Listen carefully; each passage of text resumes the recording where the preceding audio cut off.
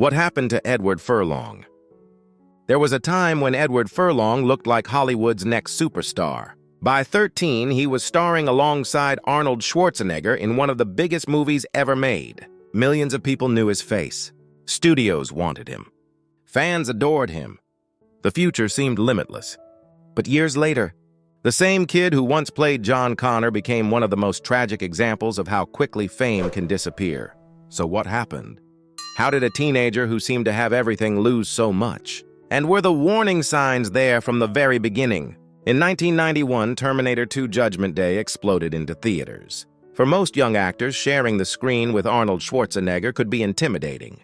For Edward Furlong, it became an opportunity that changed everything. Audiences instantly connected with him. He wasn't polished. He wasn't manufactured. He felt real. And that authenticity made him unforgettable. Almost overnight, Edward became one of the most recognizable teenagers in America. The dream had arrived. But behind the success was a reality far more complicated than most fans realized. Unlike many child stars, Edward didn't come from a stable Hollywood background. His early life had already been difficult, and sudden fame only added pressures that few adults would know how to manage, let alone a teenager. At first, the cracks were easy to miss. The movies kept coming. The attention kept growing. The money kept flowing. From the outside, everything looked fine. But inside, Edward's life was becoming increasingly unstable. And some of the people closest to him would later become part of the controversy surrounding his story. One of the most controversial chapters of Edward's early fame involved the people around him. As a teenager, he became involved in a relationship with his former tutor and manager, a woman significantly older than him. The relationship attracted years of controversy and legal disputes. Some people believed Edward entered adulthood without the kind of guidance and stability that a young star desperately needed. Others argued that Hollywood itself often failed to protect vulnerable child actors who suddenly found themselves surrounded by money, fame, and adult influences. Whatever the truth may have been, it added another layer of complexity to a life that was already becoming increasingly difficult to navigate. By the time Edward reached adulthood, the pressure of fame was no longer the only challenge he faced. Personal struggles, unhealthy influences, and growing addiction were beginning to shape the direction of his life. By his late teens, drugs had entered the picture. What started as experimentation gradually became something far more destructive. Friends worried. Industry insiders noticed changes. Opportunities that once seemed guaranteed no longer felt secure.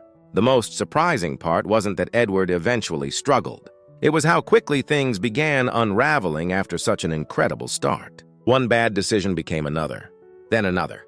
And before long, headlines about movies were being replaced by headlines about arrests and addiction. As the 2000s progressed, the situation became increasingly serious. Edward entered rehabilitation programs. He faced legal troubles. Probation violations followed. Public incidents continued making news. Each time it appeared he might regain control, another setback seemed to appear. Hollywood has always been willing to embrace troubled stars, but only when they remain reliable, and reliability was becoming Edward's biggest problem. Producers stopped focusing on his talent.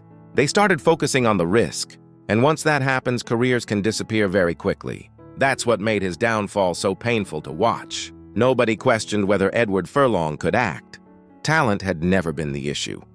The issue was whether his personal life would allow that talent to survive. Perhaps the lowest point came as addiction, legal problems, and personal struggles began affecting nearly every part of his life. Custody disputes emerged. Court appearances continued.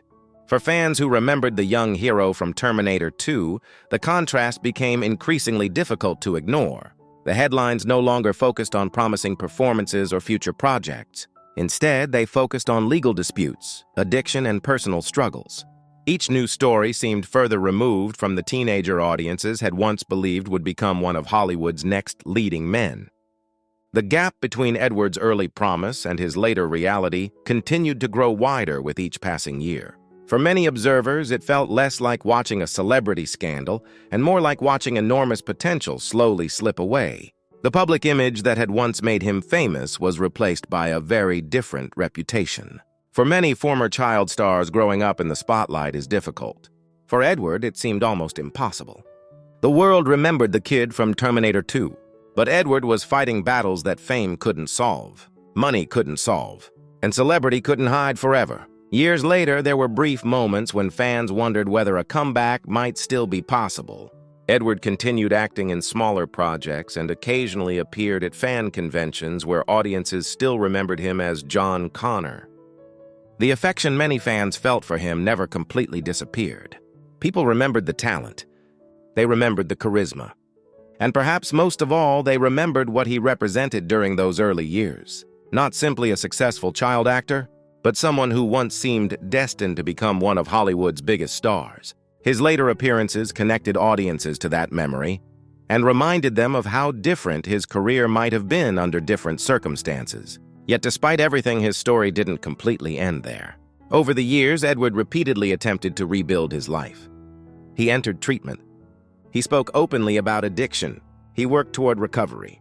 And while the comeback many fans imagined never fully arrived, the effort itself mattered. Because recovery is rarely a single moment. It's a process, often a long one. And for many people, the fight lasts years, sometimes decades. Maybe that's why Edward Furlong's story continues to resonate. Not because he was a movie star, but because his struggles feel surprisingly human. Most people will never experience fame. Most people will never become rich overnight. But many understand what it feels like to lose direction, to make mistakes, to regret choices, to spend years trying to rebuild what was lost. When people look at Edward Furlong today, they often focus on the career that disappeared, the blockbuster future that never happened, the opportunities that slipped away. But perhaps the more important lesson is this: success can arrive long before a person is ready for it. A child can become famous. A child can become wealthy. A child can become beloved by millions. But none of those things guarantee that child will know how to survive adulthood. Edward Furlong once seemed destined to have everything. His story reminds us that talent can open doors. Fame can create opportunities. But neither can replace stability, guidance, or support. And sometimes, the difference between success and tragedy is far smaller than anyone realizes. Thank you for watching. Don't forget to like, share, and subscribe to the channel so you don't miss any new videos. See you in the next one.